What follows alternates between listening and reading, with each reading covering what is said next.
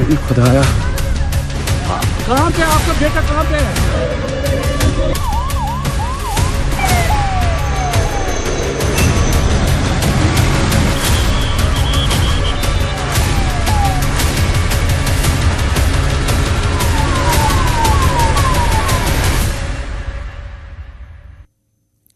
ജമ്മുകശ്മീരിലെ പഹൽഗാമിലുണ്ടായ ഭീകരാക്രമണത്തിൽ 28 പേരാണ് കൊല്ലപ്പെട്ടത്.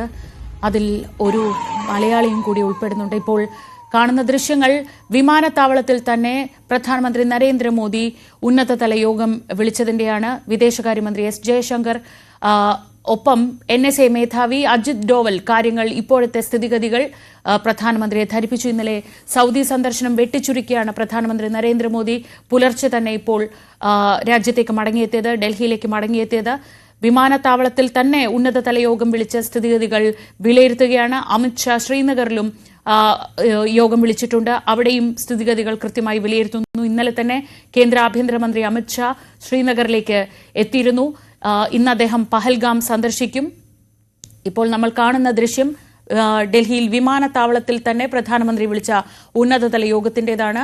നമുക്ക് ദൃശ്യങ്ങളിൽ കാണാം. NSA മേധാവി അജിത് ഡോവൽ ദേശീയ സുരക്ഷാ ഏജൻസിയുടെ മേധാവിയാണ് അദ്ദേഹം കാര്യങ്ങൾ നേരിട്ട് പ്രധാനമന്ത്രിയെ ധരിപ്പിക്കുന്നു. എങ്ങനെ ഈ ക്രൂരതയ്ക്ക്, ഈ നിഷ്ഠൂരതയ്ക്ക് എങ്ങനെയാണ് രാജ്യം മറുപടി പറയുന്നത് എന്ന് തന്നെയാണ് ഇനിയുള്ള മണിക്കൂറുകളിൽ നമ്മൾ ഉറ്റുനോക്കുന്നത്. കഴിഞ്ഞ 2 തവണയും ഏറ്റവും ഹീനമായ ആക്രമണങ്ങൾ നടന്നപ്പോൾ അതിനിരയായത് പട്ടാളക്കാരൊക്കെയായിരുന്നു. പഞ്ചാബിലെ പഠാൻകോട്ട് വ്യോമസേന താവളത്തിന് നേരെ പാക് ഭീകരർ 2016 ജനുവരിയിലാണ് ആക്രമണം നടത്തിയത്. അന്ന് 7 സുരക്ഷാ ഉദ്യോഗസ്ഥരടക്കം 14 പേരാണ് കൊല്ലപ്പെട്ടത്. അത് കഴിഞ്ഞ് 2019 ഫെബ്രുവരി കശ്മീരിലെ ജമ്മു ശ്രീനഗർ ദേശീയപാതയിലെ പുൽവാമയിൽ അന്ന് ഭീകരാക്രമണം നടത്തി. ആ ഭീകരാക്രമണത്തിൽ 40 CRPF സേനാംഗങ്ങളാണ് കൊല്ലപ്പെട്ടത്. അതിനുശേഷം രാജ്യം കാണുന്ന ഏറ്റവും വലിയ ആക്രമണമാണിത്. ഈ ആക്രമണത്തിനിരയായതാകട്ടെ നിസ്സഹായരായ, നിരപരാധികളായ, തീർത്തും സാധാരണക്കാരായ മനുഷ്യർ. രാജ്യത്തെ ഏറ്റവും മനോഹരമായ പ്രദേശമെന്നറിയപ്പെടുന്ന പഹൽഗാം ബൈസരൻ വാലി അറിയപ്പെടുന്നത് മിനി സ്വിറ്റ്സർലൻഡ് എന്നാണ്. ആ സ്ഥലത്ത് തുറസായ ഒരു പുൽമേട് പോലുള്ള ഒരു പ്രദേശത്ത് എത്തിയ സാധാരണക്കാരായ മനുഷ്യർ, അവർക്ക് നേരെയാണ് മതം ചോദിച്ച് വെടിയുതിർത്തത് എന്ന വിവരങ്ങൾ പുറത്തു വരുമ്പോൾ അത് ഈ രാജ്യത്തിന്റെ മനസാക്ഷിയെ മുഴുവൻ ഞെട്ടിക്കുന്നുണ്ട്, വേദനിപ്പിക്കുന്നുണ്ട്. പക്ഷെ ആ വേദനയ്ക്കും ഞെട്ടലിനുമൊക്കെ അപ്പുറത്തേക്ക് ഏറ്റവും ഉചിതമായ മറുപടി രാജ്യം നൽകുമെന്ന് തന്നെയാണ് ഈ രാജ്യത്തെ എല്ലാ മനുഷ്യരും കരുതുന്നത്.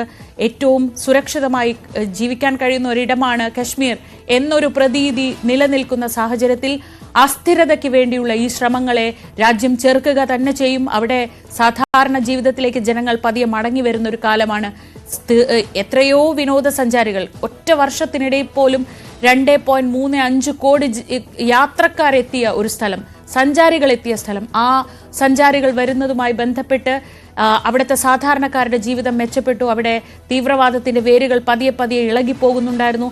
അവിടേക്കാണ് വീണ്ടും ഭീകരാക്രമണത്തിന്റെ വെടിയൊച്ചകൾ മുഴങ്ങുന്നത്.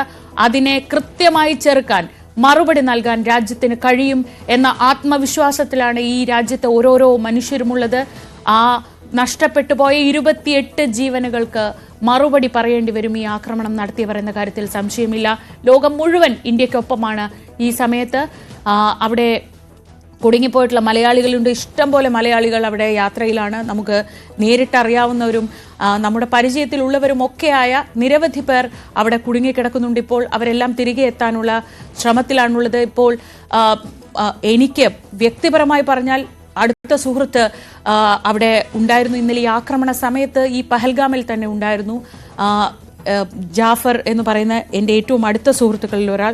അവരെല്ലാം സുരക്ഷിതരാണ്. പഹൽഗാമിൽ തന്നെയാണ് അവരിപ്പോഴും ഉള്ളത്. പഹൽഗാമിൽ താമസിക്കാൻ സൗകര്യം വളരെ കുറവാണ്. പക്ഷെ അവിടെയുള്ളൊരു ഹോട്ടലിലാണ് ജാഫർ ഉള്ളത്. അവിടുത്തെ സ്ഥിതിഗതികളെ കുറിച്ച് ജാഫർ സംസാരിച്ചു. അതിലേക്ക്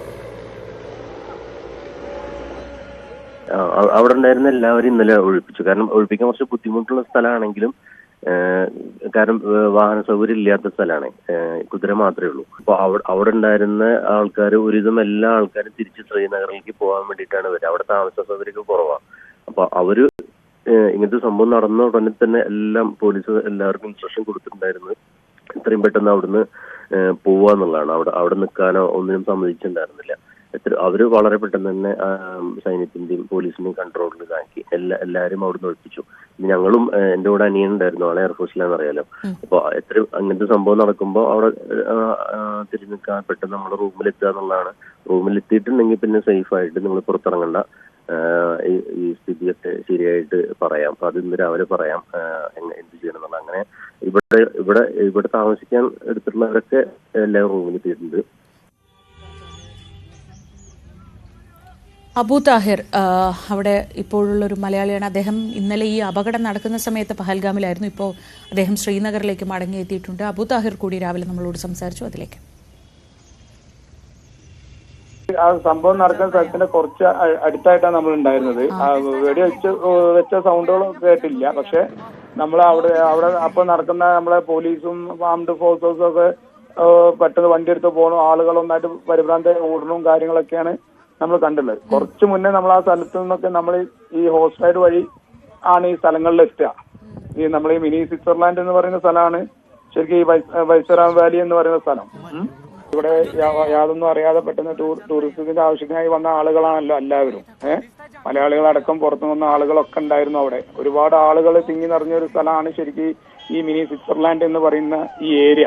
ഒരുപാട് ആംഡ് പോലീസുകളും ആർമികളും ഒക്കെ കൂടി വണ്ടിയും ആംബുലൻസും ഒക്കെ തലങ്ങും വിലങ്ങും വണ്ടി ഓടിക്കൊണ്ടിരിക്കുന്ന സമയത്ത് അപ്പോഴാണ് നമ്മൾ ഇതിനെ കുറിച്ച് എന്താ സംഭവം എന്ന് അറിഞ്ഞ് നമ്മൾ അവിടെ അറിഞ്ഞപ്പോഴാണ് നമുക്ക് ഇതിനാകെ നമ്മളെല്ലാവരും ആകെ ടെൻഷൻ ആവുമല്ലോ. കാരണം ഇങ്ങനെ ഒരു വിഷയം, മക്കളും ഞാനും വൈഫും 3 മക്കളുമാണ് ഇവിടെ വന്നിട്ടുള്ളത്. ടൂറിന് വേണ്ടി വന്നാണല്ലോ.